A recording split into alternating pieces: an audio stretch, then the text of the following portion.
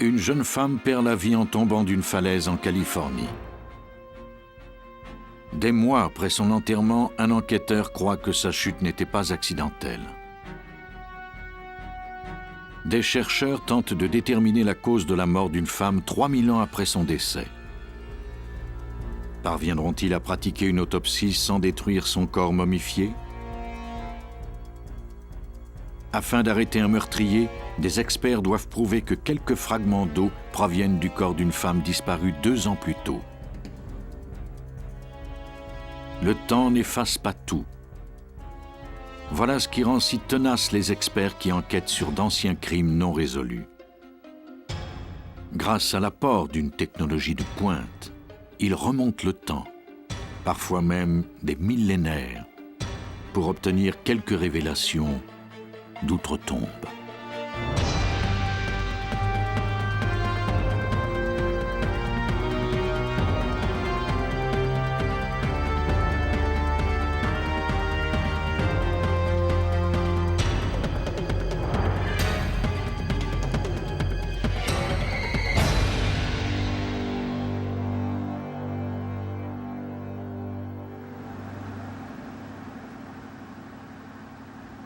La route côtière entre San Diego et San Francisco offre une vue panoramique saisissante. Les plages du sud et la densité du trafic laissent bientôt place à un paysage de plus en plus escarpé. La route numéro 1 serpente la péninsule de Monterey, où les montagnes se jettent majestueusement dans l'océan Pacifique. À Big Sur, en Californie, les touristes viennent admirer le paysage grandiose du haut des falaises.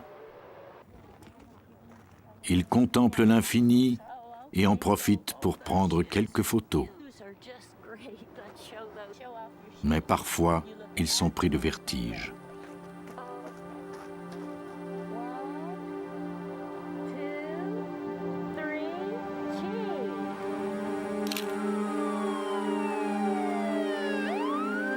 Le 2 avril 1987, on avisa le service de police de Monterey qu'un événement tragique venait de se produire à Seal Beach.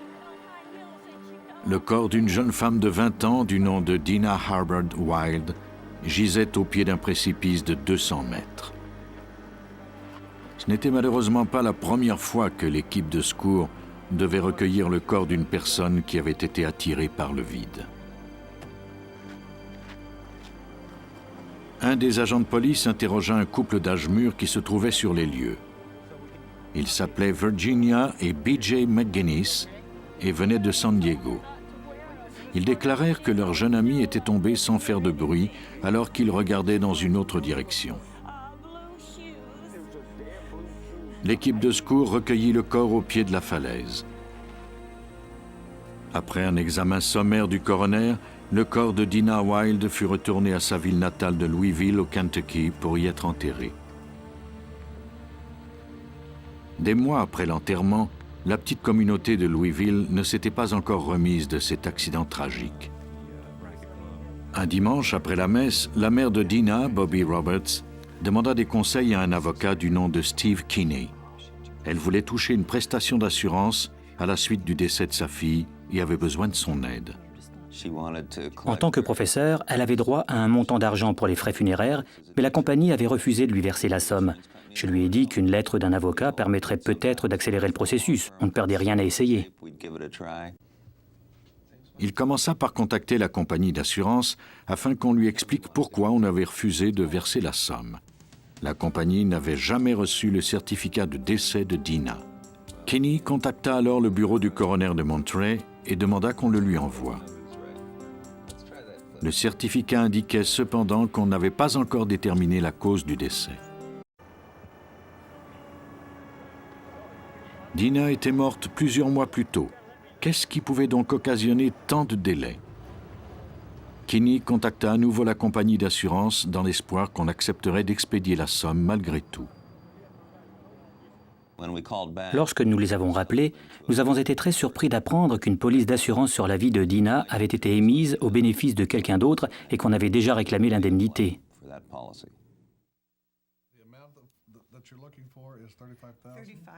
La bénéficiaire était nulle autre que Virginia McGuinness, la personne avec laquelle Dina avait passé ses derniers moments.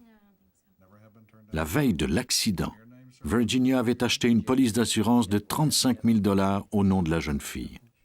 Le lendemain de sa mort, elle avait essayé d'encaisser l'indemnité. La mort de Dina n'était peut-être pas accidentelle.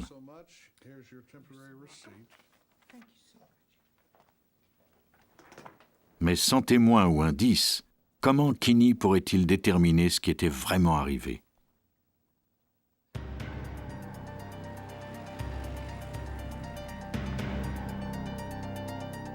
L'hypothèse selon laquelle Dina avait été poussée n'était pour le moment qu'une spéculation.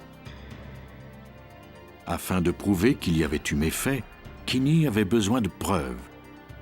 Il essaya de remonter la filière en tentant d'en apprendre davantage sur la relation entre Dina et le couple plus âgé.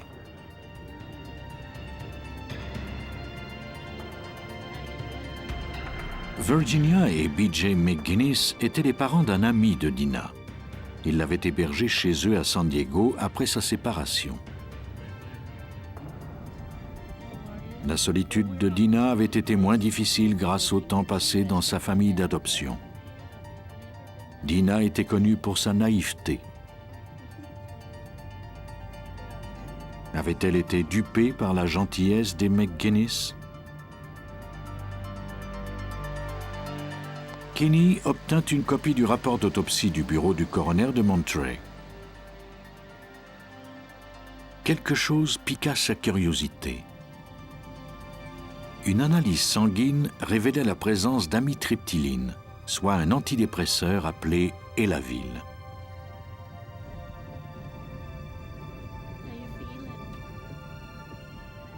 Ce médicament n'avait jamais été prescrit à Dina, mais plutôt à B.J., le mari de Virginia. La toxicologue Catherine Ham effectua une nouvelle analyse sanguine. On avait pris soin de conserver un échantillon du sang de Dina lors de son autopsie.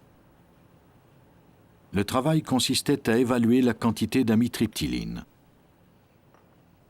Kinney espérait que s'il y avait eu crime, on pourrait le prouver au laboratoire. La plupart des criminels sous-estiment ce que nous pouvons réussir à découvrir en laboratoire. L'analyse consiste à ajouter un solvant à l'échantillon. Le tube est ensuite agité pendant une vingtaine de minutes, ce qui aura pour effet de séparer le médicament du sang et de le mélanger au solvant. On retire ensuite le solvant et on le fait évaporer. On injecte ensuite le produit dans un chromatographe à gaz, un instrument qui sépare les composés d'un produit selon leurs propriétés chimiques. Catherine Ham retrouva les caractéristiques de l'antidépresseur dans le sang de Dina. Les données étaient identiques. Ce médicament a des effets secondaires désagréables tels que la confusion. Ce n'est pas le genre de drogue qu'aurait essayé Dina pour le plaisir. Les patients qui consomment ce médicament éprouvent souvent des sensations de faiblesse, des nausées, des étourdissements. Ces effets sont encore plus importants chez un sujet qui n'a pas l'habitude de prendre ce médicament régulièrement. Aucune photo de la victime n'avait été prise par l'équipe de secours, mais on savait ce qui s'était passé juste avant la chute fatale. Virginia avait envoyé des photos de Dina, prises le jour même de l'accident, à sa mère en guise de condoléances. Ces photos recelaient-elles des informations importantes?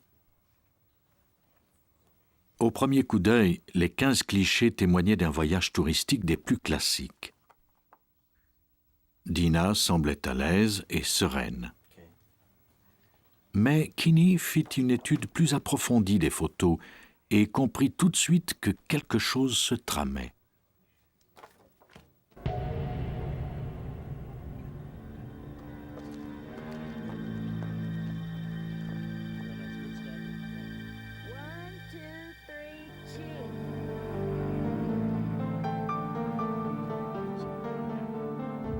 Le médicament commençait visiblement à faire son effet sur la photo suivante. Le regard brillant de Dina s'était éteint. Elle semblait incapable de se tenir debout toute seule.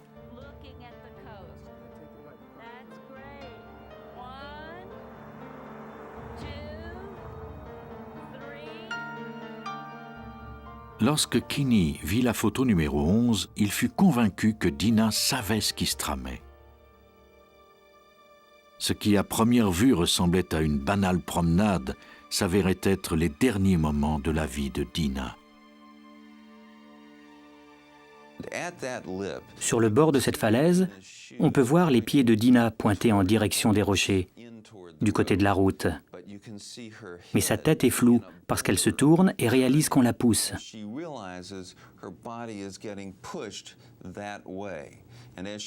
Et elle regarde comme nous le ferions dans la direction où elle est poussée. Et ce mouvement rend sa tête floue. On ne peut pas discerner son visage. Mais ses pieds pointent en direction de BJ, l'homme à qui elle faisait confiance.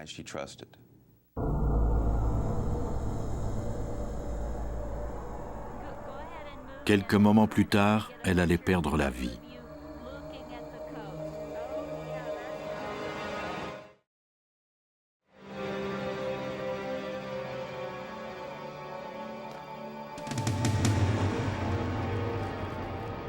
Pour Kinney, les circonstances étranges de la mort de Dina ne pouvaient mener qu'à une seule conclusion.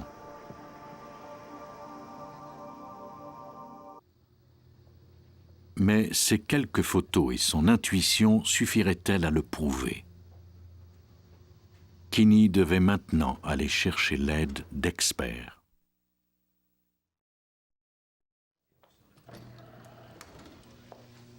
Steve Kinney relut le rapport d'autopsie de Dina Wilde à la recherche d'un indice qui corroborerait l'hypothèse d'un homicide.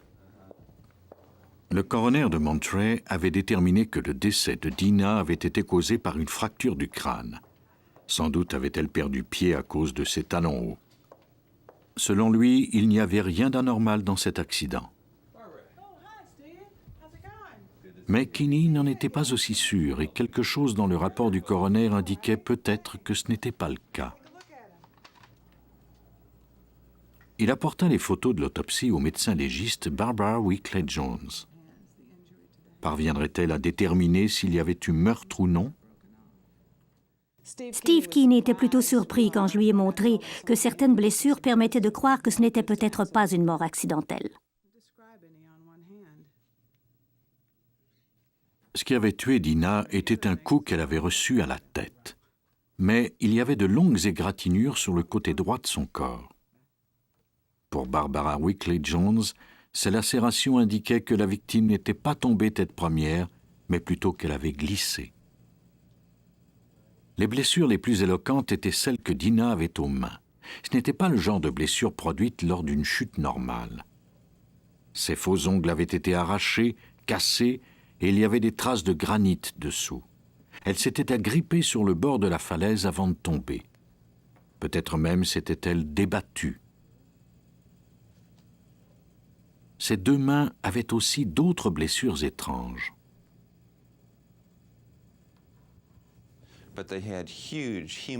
Il y avait de gros bleus autour de ces jointures, le genre d'hématome qu'on pourrait avoir si on vous marchait sur la main pendant que vous vous agrippez au rebord d'une falaise.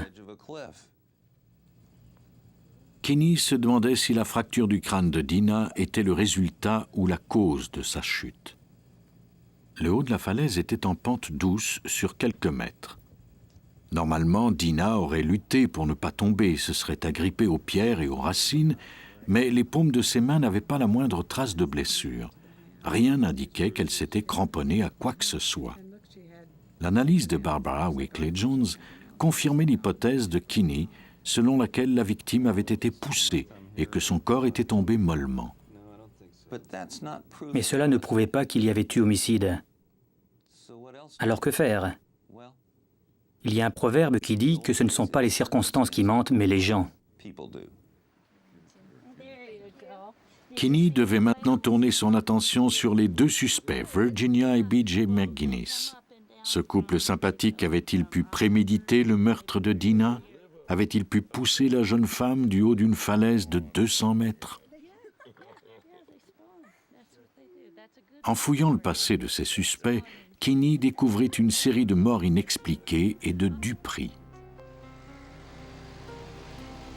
Il ne s'attendait pas à ce que la feuille de route de Virginia fût si sanglante.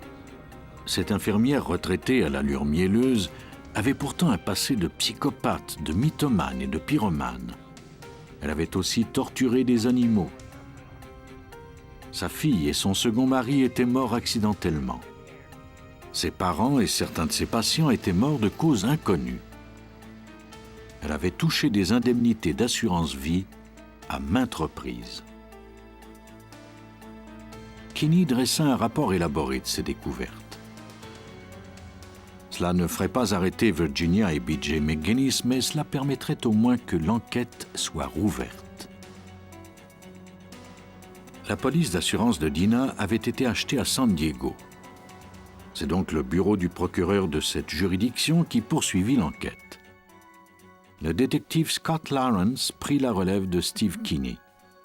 Tout comme l'avocat de Louisville, il était résolu à découvrir la vérité. Dinah était morte 1 an et demi plus tôt. Il ne restait plus ni indice ni trace de sang. La seule donnée précise dont disposait Lawrence était l'emplacement du corps après la chute. Il devait maintenant déterminer où Dinah se trouvait juste avant de tomber. Nous devions déterminer l'endroit où elle se trouvait au moment de sa chute. Elle était ici, à environ 1 mètre de ma position actuelle. Ceci est basé sur les interrogatoires et les photos. L'emplacement déterminé par Lawrence n'était pas un endroit d'où quelqu'un pouvait perdre pied, même s'il portait des talons hauts. La première partie de la falaise était en pente douce. Si Dinah avait fait une chute accidentelle à cet endroit, elle serait certainement parvenue à s'agripper et elle aurait poussé des cris. Après la pente douce du début, la falaise descend à pic. Lawrence tenta d'établir la vitesse et la trajectoire de la chute de Dinah. On prend une pierre et on la lance au bas de la falaise. Cela nous indique quelle sera l'accélération du corps après la pente douce sur environ 15 ou 20 mètres en direction de la mer. Si Dinah était tombée en chute libre, elle aurait fracassé le sol à une vitesse de 190 km/h. Pourtant, son corps était encore en une seule pièce, n'avait pas subi de blessures importantes ou de fractures. Les découvertes de Lawrence concordaient avec l'analyse du corps faite par Barbara Wickley-Jones. Dinah avait fait une chute lente et molle, et non pas une dégringolade à haute vitesse. La reconstitution détaillée de Lawrence n'avait rien à voir avec le témoignage de McGinnis. En septembre 1989, la police disposait d'indices suffisants pour procéder à l'arrestation des McGinnis. L'aventure commencée par Steve Kinney se termina lorsque le jury trouva Virginia McGinnis coupable de complot, de meurtre au premier degré, de fraude et de contrefaçon. Elle fut condamnée à la prison à perpétuité, sans possibilité de libération conditionnelle. B.J. McGinnis, quant à lui, était mort d'une pneumonie avant le début du procès. Malgré le fait qu'on ne disposait pas du corps de la victime et que la scène du crime n'ait pas été conservée, on avait pu démontrer que Dinah Harbord Wild avait été assassinée. Sans le travail acharné des détectives et des analystes, ce meurtre n'aurait pu être résolu et justice n'aurait jamais été rendue.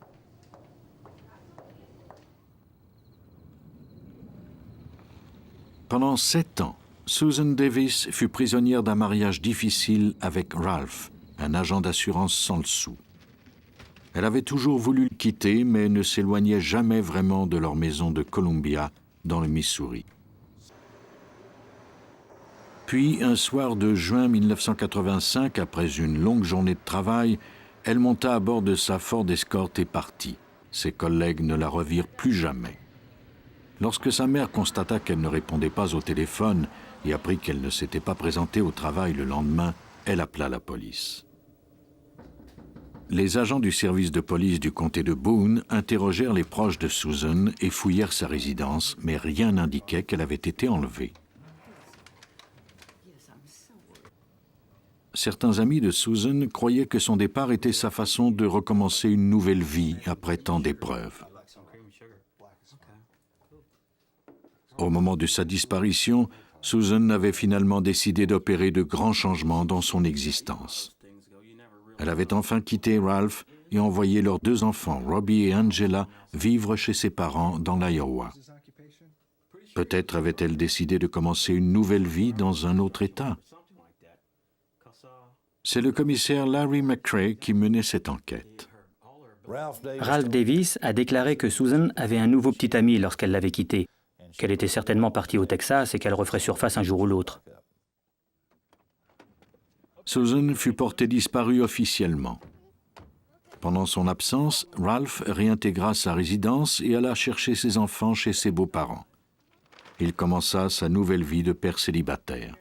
La famille attendait en vain le retour de Susan. Mais McRae découvrit bientôt que Ralph jouait le numéro de l'époux abandonné. Certains dossiers de la police indiquaient qu'il avait été violent avec sa femme à maintes reprises. Susan avait vécu une vie de violence pendant toute la durée de son mariage. Puis un soir, en 1985, elle avait atteint un point de non-retour. Craignant pour sa vie et pour la sécurité de ses enfants, elle avait enfin trouvé le courage de contacter la police. Ralph fut alors arrêté. Nous avons analysé un cas où Ralph l'avait battu. On avait alors photographié Susan et pris sa déposition. Ralph n'avait plus le droit de se présenter à la maison. Il devait se tenir loin de Susan et des enfants. Le court séjour en prison de Ralph attisa sa colère. Il était furieux lors de sa libération conditionnelle. Peu de temps après, Susan disparut. Le comportement violent de Ralph justifiait peut-être que Susan ait choisi de disparaître complètement afin de se protéger. Mais McRae n'en était pas convaincu. Pourquoi cette mère aimante n'avait-elle pas cherché à contacter ses enfants? Pourquoi n'avait-elle pas rassuré sa mère qui était folle d'inquiétude? Quelque chose dans cette histoire ne tournait pas rond. McRae était convaincu que Ralph Davis ne lui avait pas dit toute la vérité. Mais sans indice, la police était sans recours. Il n'y avait pas de corps, aucune piste. Même la voiture de Susan avait disparu. La seule option de McRae était d'attendre en espérant qu'un jour on découvrirait un nouvel indice. L'attente fut plus longue que prévu.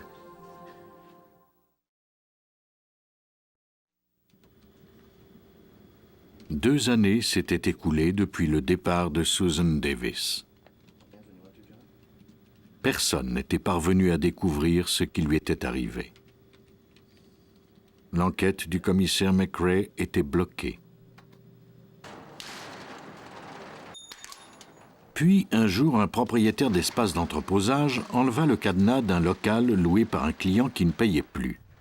À l'intérieur, il découvrit une voiture de marque Ford Escort. La vitre du côté du conducteur avait été enfoncée. Le client fautif s'appelait Ralph Davis. On contacta le commissaire McRae. Une vérification de routine confirma que la voiture appartenait bien à Davis.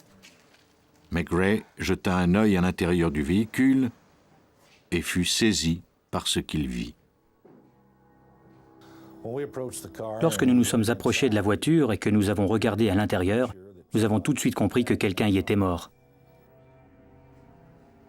Le tableau de bord, les sièges et les pare-soleil étaient couverts de sang et de tissu humain. La moquette de l'auto était recouverte d'éclats de verre et de cartouches de balles. Après 2 années d'attente, McRae pouvait enfin tenter de mettre la main au collet de son suspect principal, Ralph Davis. Davis avait une explication à la voiture accidentée. Susan lui avait rendu visite une dernière fois avant de quitter la ville. Elle était armée. Ralph était parvenu à la maîtriser. Il l'avait sortie de la voiture et avait pris sa place. Alors qu'il démarrait, Susan avait fracassé la vitre avec son bras et y avait laissé du sang. La version de Davis n'expliquait cependant pas pourquoi on avait découvert des fragments de tissu humain dans la voiture. Davis fut arrêté. McRae savait par expérience qu'il venait d'arrêter un meurtrier violent, mais qu'il lui faudrait le démontrer. Ce qui serait difficile 2 ans après que le meurtre se soit produit. L'équipe d'experts légistes devait procéder en 2 étapes. D'abord, il faudrait démontrer qu'un meurtre s'était bel et bien produit dans la voiture, puis on tenterait d'identifier la victime. Même si McRae était convaincu qu'il s'agissait des restes de Susan Davis, il n'en avait pas encore fait la preuve. Selon l'analyse des gouttes de sang, la victime avait reçu un coup de feu alors qu'elle se trouvait à l'intérieur du véhicule. Le coup de feu avait traversé la vitre et la balle avait atteint la victime à la tête. Sous la force de la décharge, le corps avait été projeté du côté du passager, mais la tête avait d'abord fracassé le rétroviseur et le pare-brise s'était fissuré. Grâce à la quantité de sang et de tissu humain qu'il y avait dans l'auto, le médecin légiste démontra qu'une personne y était bien morte.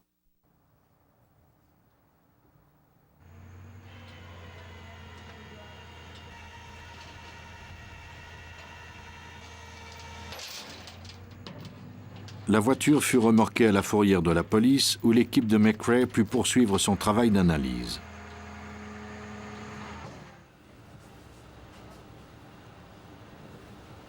Comme on ne savait pas encore quels éléments étaient importants, l'équipe prit soin d'en recueillir et d'en conserver le plus grand nombre possible.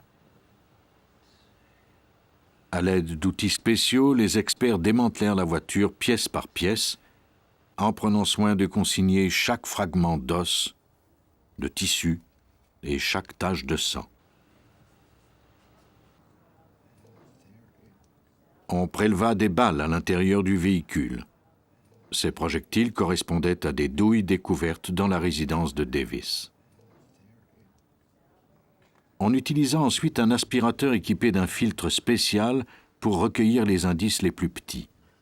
Tel un gang de voleurs professionnels, l'équipe démantela la voiture pièce par pièce, du volant jusqu'à la moquette, puis les emballa pour les emmener au laboratoire.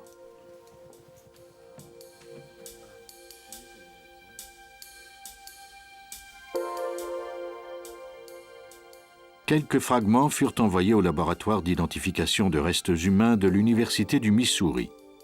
Parmi les fragments de métal et de verre se trouvaient d'autres fragments qui n'avaient pu être identifiés. Ils furent remis à l'anthropologue Sam Stout. S'il y avait des os humains parmi eux, Stout parviendrait peut-être à en tirer des informations.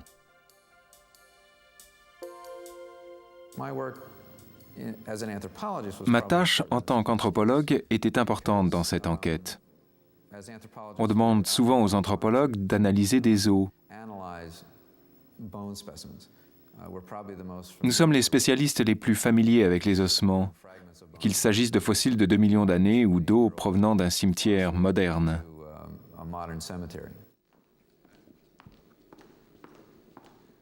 33 fragments dont la longueur ne dépassait pas 1 centimètre furent placés dans de petits contenants spéciaux.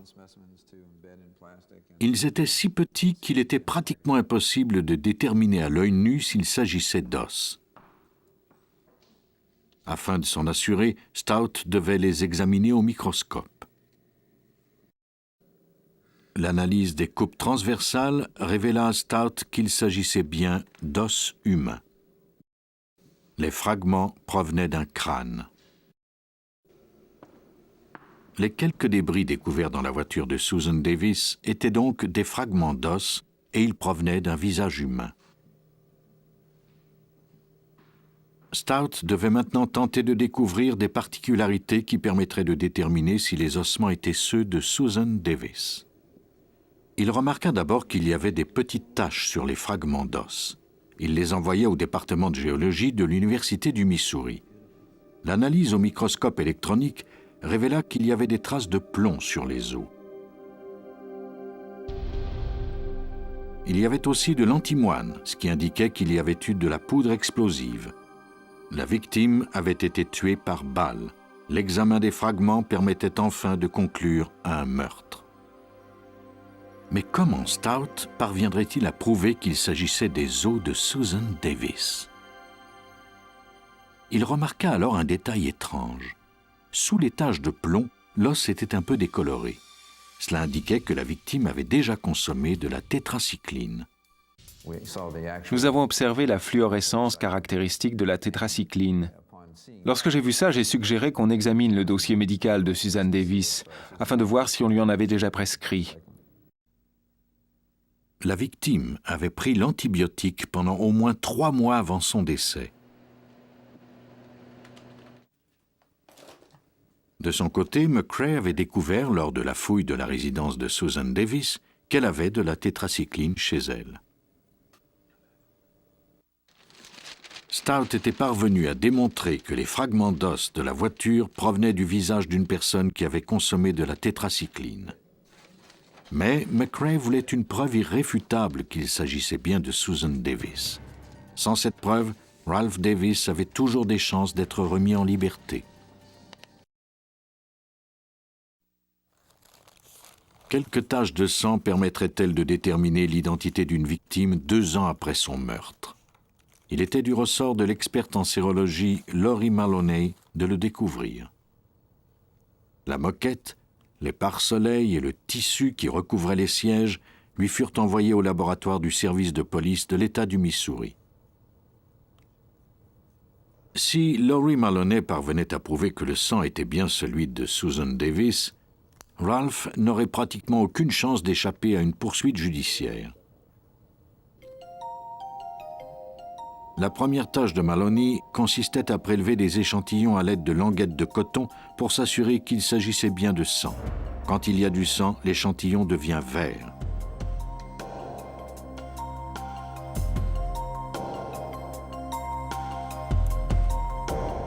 Il faudrait ensuite vérifier que le sang était humain.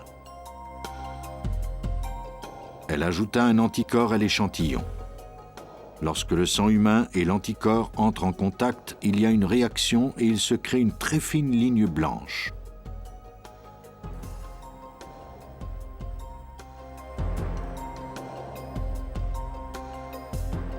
Les résultats de Lori Maloney correspondaient à l'hypothèse de meurtre de McCrae. J'ai découvert du sang humain sur la moquette et sur les boucles de ceinture de sécurité. J'ai également découvert des protéines humaines sur les pare-soleils. Mais comment parviendrait-elle à prouver que ces fragments provenaient de Susan Davis? Il aurait fallu qu'elle dispose d'échantillons de son sang ou de tissus humains pour faire la comparaison. On peut prouver la paternité d'un homme en comparant son ADN à celui de la mère et de l'enfant.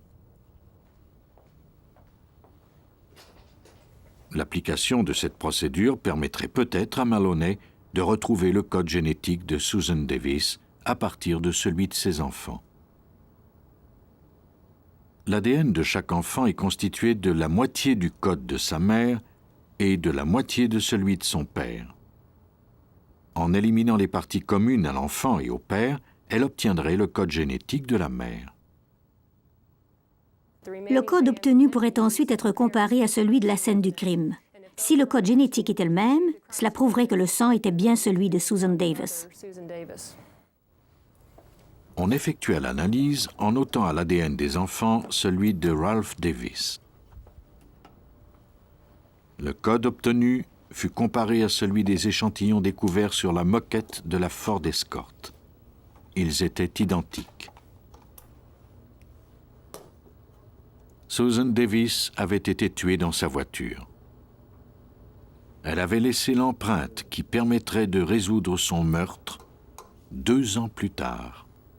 Je crois que Susan Davis avait décidé de quitter la région et de trouver un refuge sécuritaire parce que Ralph la harassait et la pourchassait. Elle était probablement en train de mettre ses choses dans la voiture devant chez elle lorsque Ralph est arrivé par derrière. Elle l'a vu, est monté à bord de sa voiture, a fait marche arrière et Ralph l'a rejointe et lui a tiré un coup de feu à travers la vitre du côté du conducteur. Grâce à un savant travail d'analyse et à une reconstitution minutieuse de la scène du crime, le procureur parvint à convaincre le jury que Ralph Davis avait tué sa femme alors qu'elle se trouvait dans sa voiture. C'était la première fois dans l'histoire de l'État du Missouri qu'un homme était condamné à la peine de mort sans que le corps de la victime ait été retrouvé. On ignore encore aujourd'hui où il se trouve. Dans le cas de Susan Davis, les enquêteurs avaient dû résoudre un meurtre vieux de 2 ans en l'absence du corps de la victime. Au Canada, des spécialistes étaient confrontés à un autre défi de taille. Ils devaient déterminer comment une femme était morte 3000 ans plus tôt. Ils disposaient du corps, mais ne pouvaient y toucher sous peine de le détruire. Au Musée royal de l'Ontario, à Toronto, une momie du nom de Jada Messank semble observer en silence les visiteurs depuis des dizaines d'années. Elle cache les secrets de sa vie sous des bandes de tissu dans son sarcophage. Les visiteurs du musée, les scientifiques, sont fascinés par sa beauté mystérieuse et intrigués par son passé. Comment a-t-elle vécu et comment est-elle morte? Les magnifiques dessins racontent seulement quelques détails de sa vie il y a près de 3000 ans. Jada Messank, une musicienne du temple de Amon-Ré, avait une vie prospère sur la rive occidentale du Nil.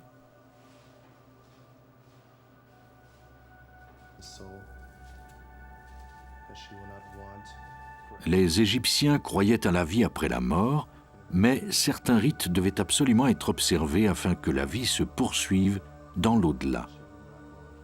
Le voyage au pays des dieux était difficile et dangereux. L'âme ne survivrait au périple que si le corps était fort. Les Égyptiens avaient donc développé une technique d'embaumement qui permettrait au corps de se conserver, la momification. Ce rituel combinait science et religion. C'était un procédé très strict qui prenait environ 10 semaines. Après le décès, le corps était lavé et huilé. On pratiquait une seule entaille dans l'abdomen pour enlever les organes qui étaient ensuite conservés dans une jarre. Puis on versait du natron sur le corps, un agent asséchant composé de sel et de sable. La chaleur aride de l'Égypte aurait pour effet de dessécher complètement le corps en l'espace de 40 jours. On enduisait la peau d'huile et de résine afin de lui conserver toute sa souplesse. On insérait des bandes de tissu dans les cavités afin que le corps conserve sa forme. Le cadavre était ensuite maquillé et orné de bijoux funéraires. Venait enfin la tâche difficile d'envelopper le corps. Plusieurs chercheurs, comme le pédiatre Peter Lewin, ont éprouvé l'envie irrésistible d'ouvrir ces momies pour en savoir davantage sur ce peuple de l'Antiquité. Autrefois, on brisait le sarcophage, on arrachait les bandelettes, on déchirait les tissus pour examiner la matière génétique, la composition chimique et les maladies de l'individu. Mais nous détruisions en même temps les momies qui ont pourtant une valeur inestimable pour l'humanité. Lewin a grandi en Égypte et a toujours été fasciné par les momies.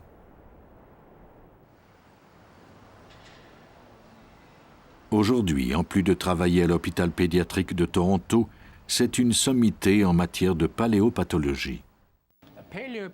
La paléopathologie est en fait l'étude des maladies des hommes de l'Antiquité. Nous examinons les corps eux-mêmes et nous pouvons également le faire par le biais des nouvelles technologies de radiologie. Comment le docteur Lewin pouvait-il arriver à connaître la vie de Jeda Messinck et les circonstances de son décès sans profaner son corps? Le dilemme de Lewin allait se résoudre grâce à une technologie qui s'appelle la tomographie. Il s'agit en fait d'un genre de scanner. L'appareil reproduit des coupes transversales du corps sans l'abîmer. Lorsque ces coupes sont additionnées les unes aux autres, on obtient une image tridimensionnelle du sujet. Le docteur Lewin était assisté par la technicienne Stephanie Holovka. Lewin a été l'un des premiers spécialistes à utiliser cette technique pour l'étude des momies. Il a d'ailleurs déjà fait un scanner de Jeda Messinck en 1978, mais la technologie à cette époque n'était pas encore au point et il était difficile de distinguer le corps du tissu qui l'entourait. 20 ans plus tard, il était prêt à recommencer. Stephanie Holovka n'avait pas à se soucier du niveau de radiation, étant donné que son sujet était déjà mort. Cette liberté de manœuvre lui permettait de prendre plusieurs photos à différentes épaisseurs. Elle fit un scan du corps en tranches de 5 mm et régla ensuite l'appareil à 3 mm pour la tête et le cou. Elle fit des radiographies encore plus minces des oreilles et des yeux. Elle prit en tout 300 photos en 4 heures de travail. Cela donnait un aperçu du corps de Jeda Messinck, mais il faudrait assembler toutes ces photos pour avoir un portrait tridimensionnel de cette femme de l'Antiquité. Maintenant que la séance de photos était terminée, la momie pouvait dévoiler ses secrets. Un ordinateur compila toutes les photos en 3 dimensions. Malheureusement, la définition de l'image était mauvaise. Chez les sujets vivants, les os sont denses et apparaissent en blanc. La graisse, la chair et la peau sont en gris et le liquide est en noir. Mais chez Jeda Messinck, les os avaient perdu tous leurs minéraux et avaient ramolli et les tissus avaient durci. L'image qui aurait été contrastée chez un patient vivant était tout en nuances de gris. Les contrastes étaient si faibles que Stephanie Holovka devrait retoucher les images une par une. L'image du crâne d'un patient en vie prend environ 10 minutes à être reproduite. Il lui en fallut 3 heures pour reproduire le crâne de Jeda Messinck et des milliers d'heures pour faire le reste du corps. Après avoir terminé son travail, Stephanie Holovka put commencer à enlever des couches par ordinateur. Une fois les bandelettes du dessus ôtées, elle atteignit l'enveloppe de tissu qui entourait la tête. Il y avait des cercles gris autour des orbites. Les Égyptiens inséraient des plaques sous les paupières pour empêcher que les yeux ne s'enfoncent. Le cerveau de Jeda Messinck avait été enlevé et son crâne rempli de tissu. C'était conforme au rituel d'embaumement. L'image de la jeune femme apparaissait enfin. Le développement de ses os indiquait qu'elle était âgée de 30 à 35 ans lors de son décès. La première chose à laquelle j'ai pensé en voyant son crâne et après avoir reproduit plusieurs crânes en 3 dimensions, c'est qu'elle avait dû être jolie. Elle avait les pommettes saillantes et un menton bien défini. Grâce à la technologie utilisée, Stephanie Holovka avait pu produire une image du corps de la femme sans détruire la momie. Maintenant, c'était au tour de Lewin de découvrir les causes de sa mort. Il analysa l'image tridimensionnelle du crâne de Jeda Messinck et remarqua une forme noire étrange sur le côté gauche de la mâchoire. C'était un abcès énorme. Bien que ce fût difficile à croire, elle semblait avoir succombé des suites de cette infection. Les Égyptiens de l'Antiquité étaient sujets aux maladies dentaires à cause de leur passion pour le sucre. Dans le cas de Jeda Messinck, il n'y avait plus d'émail sur 24 de ses 28 dents.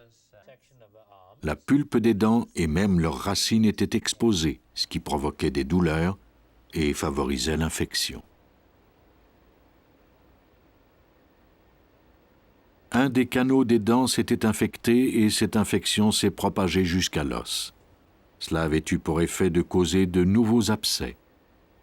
Le kyste rempli de pus avait éclaté et l'infection s'était propagée dans son corps et lui avait empoisonné le sang. Elle avait sans doute beaucoup souffert avant de mourir. Elle a probablement eu une mort atroce,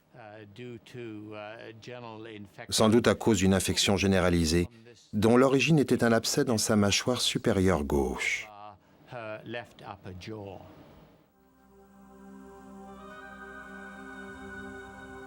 La belle musicienne de Thèbes avait souffert pendant les derniers jours de sa vie.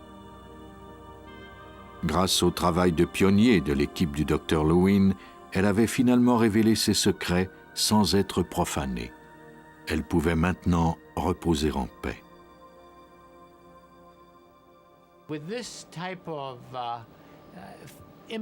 Ce type de radiographie nous a permis d'innover. En utilisant cette nouvelle technologie, nous avons cessé de détruire les momies. Nous obtenons quantité d'informations sur les maladies des hommes de l'Antiquité.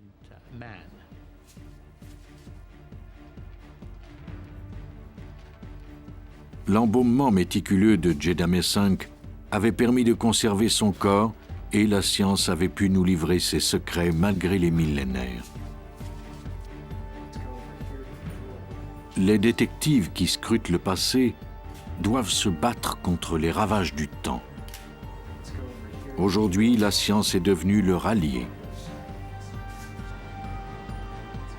Grâce à une technologie de pointe, les experts légistes livrent une bataille sans merci au temps et permettent aux morts de nous parler.